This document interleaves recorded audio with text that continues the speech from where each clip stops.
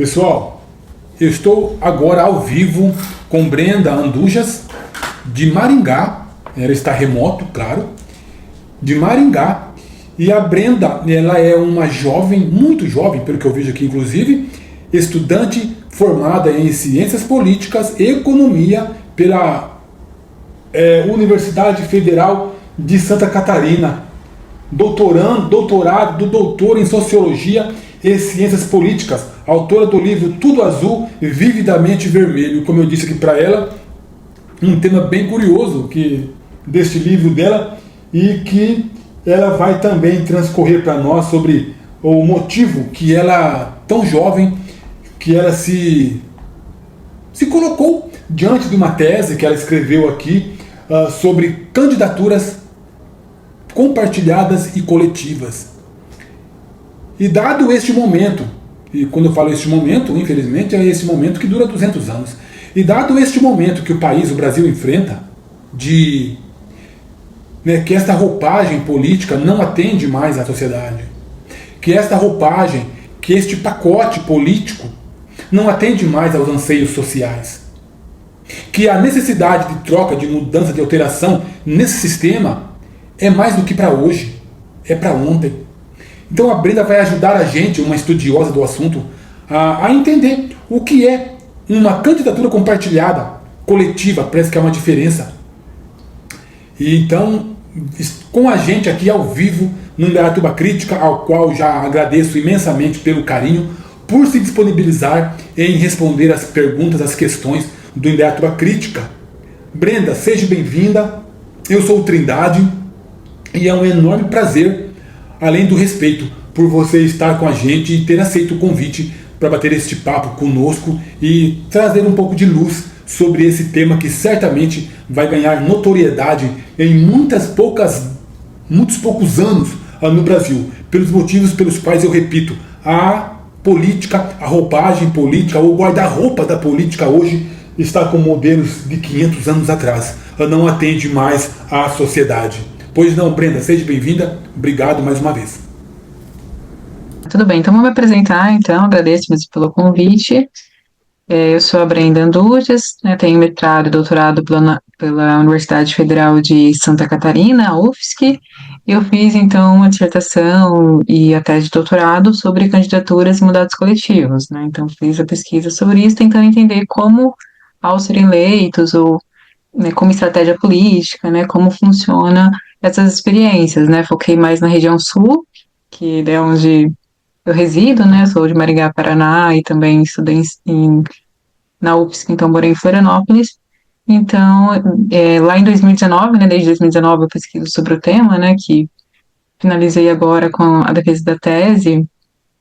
Então, eu achei interessante, lá em 2019, os mandatos coletivos que tinham sido eleitos, que teve a bancada ativista em São Paulo, teve as juntas em Recife, também a Gabinetona em Belo Horizonte.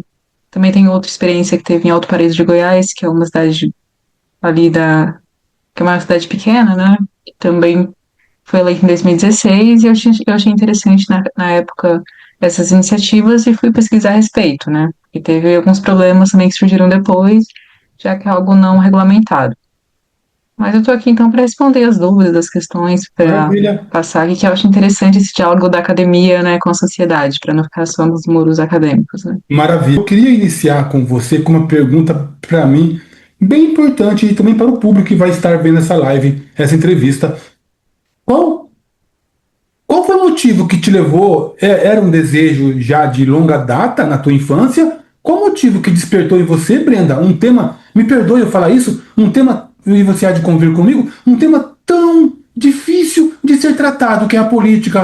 Sempre achei interessante a política, como um meio de transformação, A gente precisa eleger os nossos representantes, que são eles que elaboram políticas públicas, Então, eu sempre quis entender melhor o processo. Então, isso me levou, Eu, na verdade, fiz graduação em Ciências Econômicas e Economia. E depois passei para Sociologia e Ciência Política para entender, Na verdade, eu sou mais, assim, pesquisadora do campo do que uma ativista da área, Uma política profissional, algo assim. Mas eu sempre gostei, desde criança, Meu pai gostava de trabalhar em campanhas políticas, eu também cheguei já a trabalhar em algumas campanhas eleitorais. Então, Uhum. acho interessante e seria muito bom, né, que nas escolas tivessem aulas de política, né, É. para que as pessoas, né, desde de cedo entendessem isso, né, fica Uhum. realmente algo muito marginalizado e é uma coisa fundamental na vida, né. Não é do seu tempo, porque você é muito jovem, pelo que eu vejo, mas na minha infância, Brenda, para que você entenda, 1982, 83, 84, nos meus 10 anos de idade, nós tínhamos uma matéria nas escolas que chamava-se estudos sociais. E nós tínhamos uma leve, muito superficial introdução à política. Brenda, a minha primeira pergunta para você, e que eu tenho certeza que o público também quer saber, quando eu colocar esse material, fale para gente o que é candidatura compartilhada e como funciona. O que é? Como funciona? Do que se trata? Cada local, né, teve o seu modelo, a sua configuração, né, nos estudos, até na cartilha que eu encaminhei para você, que foi elaborado junto com a professora Débora Rezende de Almeida, que é da Universidade de Brasília, a gente elaborou a partir de entrevistas com co-vereadores eleitos em 2020, né? Então, depois, né, dá para desse material que tem mais detalhadamente, assim, um pouco da nossa análise, né, a partir de olhar acadêmico, numa linguagem mais acessível também, né, para o grande público. E candidatura coletiva é quando um grupo, né, de pessoas se candidatam, informando que, se forem eleitos, vão continuar, né, o mandato a partir desse grupo, né? Não vai ser só um parlamentar, porque ainda regulamentado legalmente é só um indivíduo que assume, né, que tem um CPF que assume a candidatura e um CPF que vai ser vereador eleito. Porém, na candidatura coletiva, no momento da campanha, ali na divulgação eleitoral, né, é através desse grupo político, que normalmente tem também o nome da candidatura, né, e esse grupo político faz essa campanha, que também é uma estratégia eleitoral interessante, né, porque pode somar votos, né, com né, pessoas de diferentes segmentos, perfis, locais da cidade, né, para conseguir se eleger, então pode ser também uma estratégia partidária. E depois tem esse desafio, né, de continuar com o coletivo no parlamento, mas é só um que vai na tribuna, né, que é só a pessoa que colocou lá o CPF para ser o vereador e se torna depois o parlamentar eleito, mas tem uma visibilidade maior, né? Porque daí você se colocando ali como uma figura pública do mandato, não é apenas um assessor que fica, né, como um assistente do vereador, né? Acaba tendo uma autonomia um pouco maior e muitos co-vereadores, né, como eles se chamam, que daí Uhum. tem um pouco essa diferenciação, eles assumem agendas externas, né, do vereador e tem essa visibilidade pública maior, então tem essa diferença, mas existe uma diferença entre candidatura compartilhada e coletiva. A compartilhada, normalmente, ela assume que o vereador eleito é aquele mesmo e que ele tem um conselho de pessoas que, para tomar qualquer decisão, o vereador, ele conversa com esse conselho, entendeu? Para ser um mandato mais participativo. Tem um exemplo que é próximo em São Paulo, em São Carlos, que é do Djalma Neri, que ele fez um mandato compartilhado na gestão anterior, eu acho que ele foi reeleito, em que ele foi eleito, né, como vereador, mas que ele tinha um grupo de pessoas ali que ele sempre conversava, que era um grupo político. Nesse caso é mais fácil porque ele não tem não são 5 pessoas que debatem, ele não é um grupo pequeno, mas é um grupo político ali, né, que concorda com as decisões deles. Normalmente são pessoas de movimentos sociais e partidos ou associações, né, Uhum. coletivos políticos que ajudam ali nas tomadas de decisão do mandato. Então tem, né, Você, essa você, colo- definição. você colocou um ponto, você colocou uma parte da tua fala, Brenda, me chamou bastante atenção e eu quero dividir com você, que é a seguinte, né, a diferença, eu pensava que era a mesma coisa, a coletiva é compartilhada, eu pensava, agora que você me esclareceu que não. Brenda, a compartilhada me veio uma dúvida. Esse grupo político que vai dar um suporte, um apoio, apoiar, nós não corremos o risco de virar um conchavo, como existe hoje, mas que não tem um nome compartilhado, mas tipo assim, as pessoas que elegeram o Trindade, ali aquele grupo que deram a vida para me eleger, praticamente, mas depois vai vir a cobrança. Trindade, você tem que votar a favor disso, porque isso vai beneficiar o grupo. Trindade, você tem que votar, vai ter uma votação, você tem que votar a favor, porque a favor vai beneficiar o fulano A, B, C e D do nosso grupo. Então você não pode. Não corremos esse risco, Brenda. Eu pensava, já para te devolver a palavra, eu pensava que era. Eu moro aqui na Morada do Sol, em Indaiatuba, um bairro de classe baixa, e temos aqui umas 90 mil pessoas em Indaiatuba. Um bairro gigante, gigante.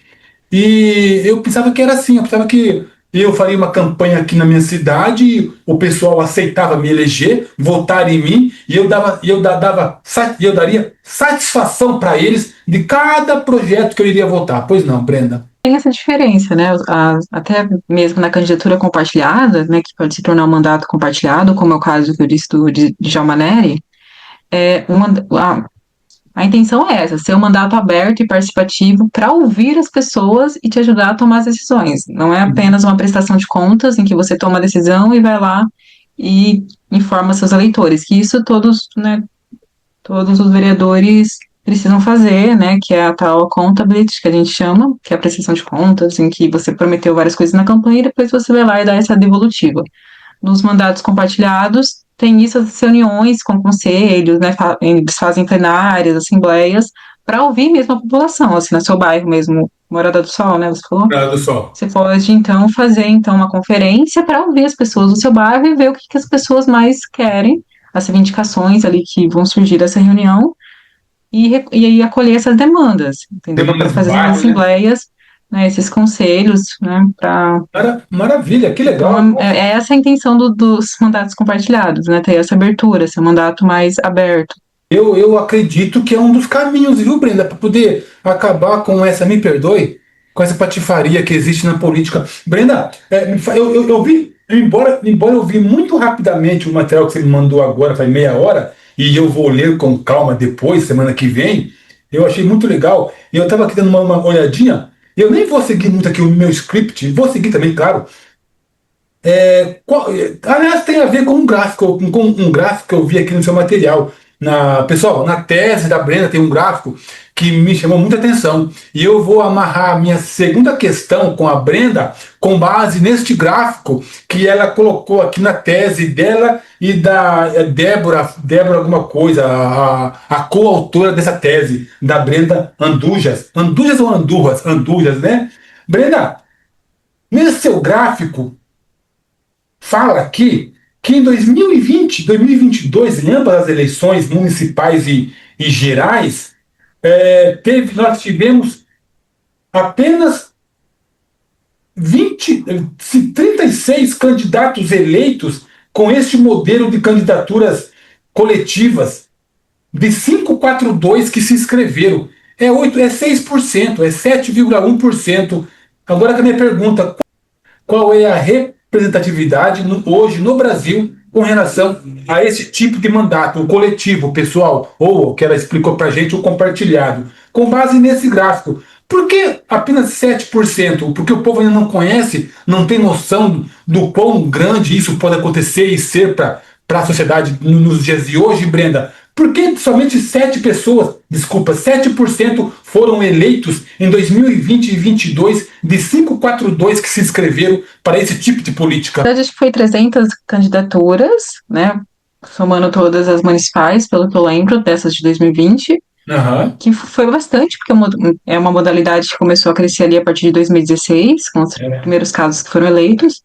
E em 2020 a gente teve o maior número, que foi 34, contando, né, tanto os mandatos coletivos quanto os compartilhados, porque cada cidade também tem a sua especificidade, né? Então é difícil ali, então, de ganhar ali a eleição, depende muito também da questão partidária, porque tem a questão do financiamento eleitoral, tem a questão da estrutura da campanha, então tem toda uma questão da estratégia eleitoral para conseguir eleger um mandato, né? Então depende muito da cidade, muito da estrutura do partido, porque a gente, né, toda candidatura precisa de um partido para se candidatar, né, então tem que ter esse apoio, né, e tem essa questão se o partido é favorável, apoia ou não, então tem todas essas questões. A maioria, né, a maioria não, teve uma parte que foi eleita em capitais, né, que tem um maior número de pessoas, Mas os que foram eleitos em cidades pequenas, eu acho muito interessante porque, para ser um coletivo, tem esse modelo do compartilhado, né, que você poderia fazer assim, né, um exemplo, né, se você se candidata pela uma associação do bairro Trindade, Associação dos Moradores de Morada do Sol. Então, é uma candidatura que você está dizendo que vai representar o seu bairro e vai ouvir o seu bairro para tomar as decisões, né? Então, é mais ou menos esse modelo da candidatura compartilhada. Agora, se fosse uma candidatura coletiva, você ia convidar mais 4 ou 5 pessoas, não, 3, 4, 5 pessoas, e todos eles seriam representantes. Então, teria esses porta-vozes do seu bairro, que não era só, que não vai ser só o candidato que colocou seu CPF na urna, que vai representar, mas outros 4 também serão co-vereadores e vão tomar decisões em conjunto, ouvindo também o bairro. Mas esses vão ser os porta-vozes que tomarão as decisões, entendeu? Que são os que vão fazer depois as reuniões para ver quais são as pautas mais importantes, o que mais interessa para esse grupo. Teve uma candidatura em Porto Alegre de 4 professoras que eram da educação, então elas tinham um centro, né? As 4 eram professoras, né? Todas eram mulheres negras, então queriam fazer uma educação antirracista, então tinham um plano em conjunto e as 4 foram candidatas, né? E quase ganharam a eleição porque tinha esse projeto e a gente já analisou em muitos casos e tem isso na cartilha que eu encaminhei para você, que para dar certo o grupo precisa ser bem alinhado, né? E precisa ter um plano em comum. Então teria que ter uma pauta ali do seu bairro também faz sentido, né?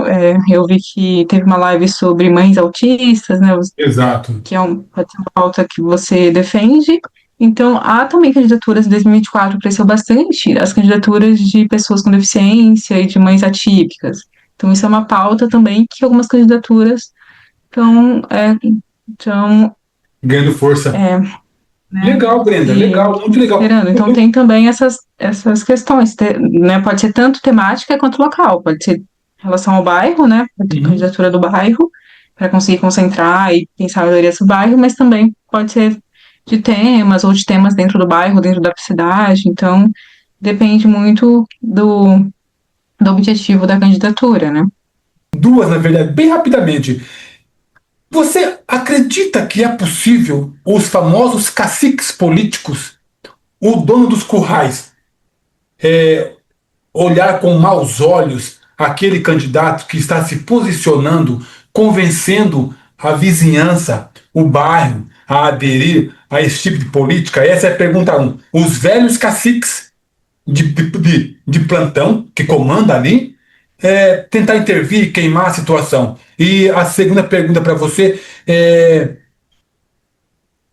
há a possibilidade de haver, Brenda, faíscas da pessoa não cumprir com a sociedade que elegeu ele, assim, de repente, pô, eu fui eleito de maneira coletiva aí, o pessoal me apoiou pra caramba, fui eleito, mas não estou cumprindo. Como é que isso, juridicamente, não sei se você tem essa resposta, Brenda, seria resolvido? Se a pessoa não honrar com aquele grupo de mães, de pais, de bairro, a minha vizinhança aqui, as 20 mil pessoas que. Como que seria resolvido, Brenda, e dos caciques, se eles não se colocarem, se eles não se colocam contra esse tipo de movimento? Então, sobre os caciques, né, que são os vereadores que têm mais capital político, econômico e sempre, né, são eleitos e reeleitos por terem mais dinheiro para fazer campanha, em muitos casos, algumas candidaturas coletivas realmente era uma estratégia de unir várias pessoas para conseguir um maior capital político, né, e mais recursos, e assim conseguir uma vaga na Câmara Municipal, né, tentando renovar, né, esses políticos que em muitos locais são sempre os mesmos, né? Então, os mandatos coletivos, as candidaturas coletivas são reconhecidas dentro de um movimento de renovação da política, né? Que começou a partir de 2016, né? Depois também daquela jornada de 2013, que tudo isso influencia, né? Essa ideia de candidaturas coletivas, mandatos coletivos. Então, sim, pode ser uma estratégia e pode ser, sim, que os donos da política do local sejam contra, né, esse tipo de estratégia eleitoral. Entendi. Agora, em relação a não cumprir com o combinado, isso foi uma questão em vários locais, né, mesmo sendo coletivo, sendo vereador individual, né, que o candidato, ele faz então suas propostas, né, e tem sim aquela pressão do grupo que foi eleito, né, sempre devia ser assim, na verdade, porque depois o vereador tem que prestar contas, né, você tem que voltar lá e falar se você fez aquilo que foi proposto ou não, se não fez, então justificar, né, o porquê de não ter feito isso. Em muitos casos também tem um grupo que se elege e depois brigam entre si porque não conseguem chegar no acordo. E alguns acabam saindo do mandato, né? Então, houve vários casos que isso aconteceu e é um risco também de depois não chegarem a um acordo, né, sendo um grupo de pessoas. Que é uma questão que eu também analisei na minha pesquisa, né, os casos que não deram certo, que houve essa dissolução do mandato. Então, há esse perigo também. O político já eleito, ele precisa fazer o que para que o acordo com a população o político o político eleito com essas configurações precisa fazer o que para que a população de onde ele foi eleito saiba com exatidão das decisões dele. Brenda, ele tem que marcar uma reunião. Por exemplo, eu tenho que alugar, de repente não seja assim, porque somente via as redes sociais não é legal. Não é legal. De repente eu tenho que alugar, não alugar, mas enfim, ter um espaço, ir numa escola pública e chamar a população para uma reunião geral e colocar as decisões que eu tomei lá naquele período para aquelas pessoas que me apoiaram. Seria esse um dos caminhos, Brenda? Para mim poder me colocar para a população do que eu estou decidindo na Câmara Municipal ou na Alesp. A Alesp é a nossa Assembleia de São Paulo, onde ficam os deputados. Na Alesp, como deputado, seria uma reunião física com as pessoas? Essa é a pergunta o que você defende? Uma reunião física com as pessoas das 3.000 que te elegeu, que te apoiou, que vá a 200, mas pelo menos é fisicamente presente. Ou você acha que via redes sociais, eu me colocando é o bastante para me dar à população minhas satisfações do meu mandato coletivo ou compartilhado? Hoje em dia o mundo é muito digital, né? Então a gente pode ter essa alternativa de fazer reuniões online, ter um grupo de WhatsApp para mandar então, Boa. né, tudo que foi feito, né? Muitos fazem cartilhas, né? De um jeito mais, faz um projeto gráfico mais interessante para as pessoas lerem, né? Como eu fiz essa cartilha que eu encaminhei para você. Então há mandatos que no final do mandato fazem tudo o que foi feito, né? Qual faz uma cartilha, encaminha para os leitores, ou coloca no seu site, né? Algumas têm o site ou perfil, né, nas redes sociais. Então tem essa possibilidade, e tem a possibilidade também de fazer assembleias, né, no seu bairro, que talvez você teve mais votos num bairro, fazer então no seu próprio bairro, ou fazer em pontos da cidade ali que são interessantes para colocar o que foi feito, né, se tiver essa Aham, demanda, né. aham, Então, não aham. tem nada regulamentado de ser obrigado a fazer isso, né? Os políticos não têm essa obrigação, mas democraticamente é interessante ter essa devolutiva, como eu disse, né? Ou, né? E também tem a questão como eu disse no início, os mandatos coletivos é muito mais assim a questão de abrir antes de tomar decisão, né? Não depois. Depois também é interessante colocar tudo que foi feito, né? Para dar né, para fazer essa prestação de contas dessa forma mais transparente, né? Porque isso seria também uma forma de transparência. Mas também é interessante ouvir a população, né? Melhorar esses canais de de participação através de assembleias plenárias durante o mandato, né? Tem até atualmente os conselhos de políticas públicas, não sei como isso tem em Indaiatuba, né? São Paulo é um estado que tem muito isso, né? Então é uma iniciativa de ter esse diálogo com os conselhos também de políticas públicas, que são instituições participativas, são para isso, né? Para comunicar, então, a população com as decisões ali que são tomadas na Câmara Municipal, né? Então, tem isso também, que é bem interessante. A maioria dessas iniciativas, quando eleitas, né, costumam, né, fazer esse tipo Interação. de, de debate público. Entendi. Eu não havia, é verdade. Claro que eu pensei no digital e na relevância que ele tem. Claro que eu pensei, mas você tem razão. Claro, tem um WhatsApp, pode-se criar um grupo gigantesco e, e semanalmente, por exemplo, este político dar satisfação através daquele grupo que criado oficialmente para ele justamente colocar as decisões dele. Muito bom. Fora as redes sociais, as demais redes sociais. Uma outra questão que eu queria perguntar para você é a seguinte: essa configuração, essa roupagem de política, de eleições, você acredita que também poderia valer para nível a deputado, por exemplo? Vereador é mais fácil, né? Porque você vai ali no bairro, seu vizinho, no seu bairro, e você começa a levar a ideia a ser. Aliás, eu acho que eu vou adotar essa tática para 2028 com o meu amigo que vai sair a vereador. Eu não vou sair. O meu amigo vai sair e eu. Só que eu sou um ativista político e eu vou difundir muito esse conceito. Agora não dá mais tempo, é muita correria. Eu vou difundir muito esse conceito de que você está comigo dividindo hoje para 2028. Eu vou ler muito sobre isso, meus artigos, outros artigos, e eu vou difundir muito isso. A minha pergunta, desculpa, para deputado, que é um pouco mais difícil, né? Eu não vou ali minhas cidades vizinhas para que você entenda. E tu, Salto, Campinas, Porto Feliz, Montemor? Então é impossível você ir lá e convidar o cara do bairro. Impossível. Para vereador é mais fácil. É o teu reduto. Você acha que para deputado a dinâmica Brenda, é a mesma? Ou há uma pitadinha a mais de dificuldade? Pois não. Teve candidaturas até bastante, mas as candidaturas que tiveram mais sucesso foram de fato as municipais, né, as locais. Talvez seja realmente mais fácil de conseguir agregar, mas houve algumas candidaturas coletivas a nível estadual, né, para deputado estadual, em que candidatos de um único partido, tipo, de várias cidades, né, um em Campinas, outro em Indaiatuba, um em Piracicaba, um em Jundiaí, então foi uma candidatura de candidatos de várias cidades, né, do estado, e cada um conseguiu ali um pouco na sua cidade. Então houve essas estratégias políticas, mas nenhuma deu certo. Mas houve sim essa tentativa de unir candidatos de diversas regiões do estado para conseguir um maior número de votos e, quem sabe, assim, conseguir ser eleger deputado estadual, né? Mas são um número menor de vagas também, né? Em São Paulo tem um número maior porque é o estado com a maior população do Brasil, mas mesmo assim é uma coisa, né, mais difícil porque é mais desagregada. Mas teve sim essa estratégia em algumas candidaturas de 2022, né? 2022. E agora em 2026 acredito que vai ter algumas também. Eu acho que eu vou ter interesse de fazer o mapeamento das candidaturas que vão surgir esse ano, das candidaturas coletivas e compartilhadas.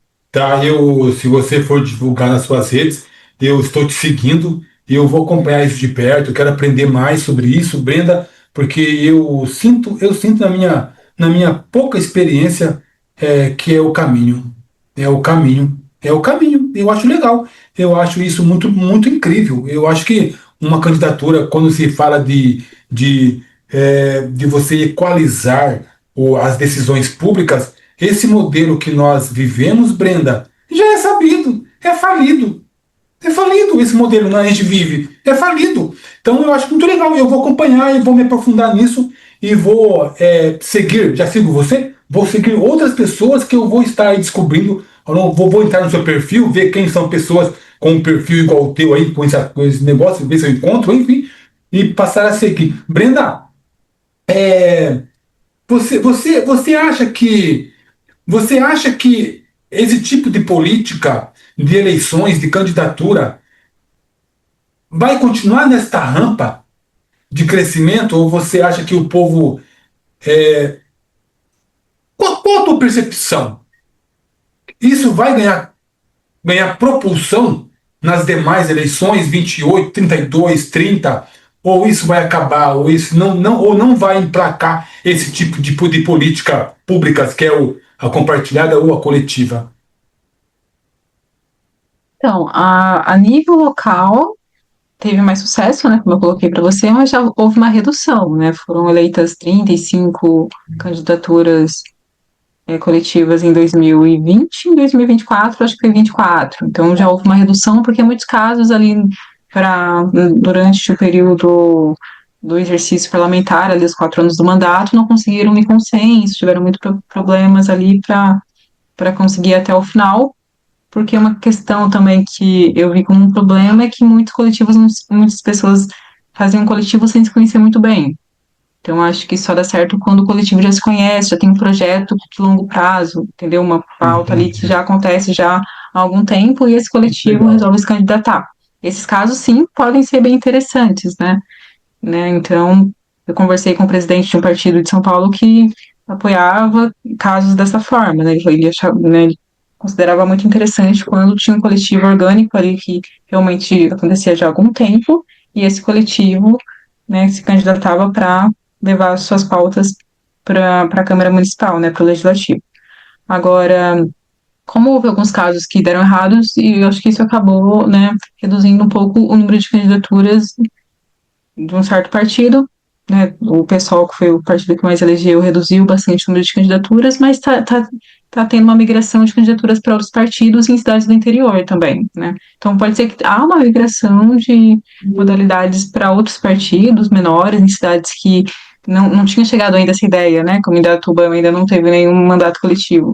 E essa ideia chegou e pode ser que isso tem uma capilaridade, que a gente chama, né? Vai mais para o interior do Brasil, em outros partidos ali dessas cidades, e seja uma estratégia eleitoral para renovar, assim, os vereadores. Então, pode ser que isso ainda tenha uma renovação, né? Mas está Foi passando por um momento crítico, assim, de analisar o que deu certo, o que deu errado, o que fazer agora, né, nos novos mandatos, se forem eleitos. muito legal. Com a Brenda Andujas, aqui, mora em Maringá, eu posso dizer, uma ativista política, uma jovem estudante formada em ciências políticas, também economista, enfim, uma pessoa que se aprofundou bastante nesse tema de candidatura compartilhada, essa roupagem nova da qual estamos precisando urgentemente nos despir das que estamos vestindo e vestir uma roupa como esta, uma roupa nova quando se fala da política, das políticas públicas e das pessoas que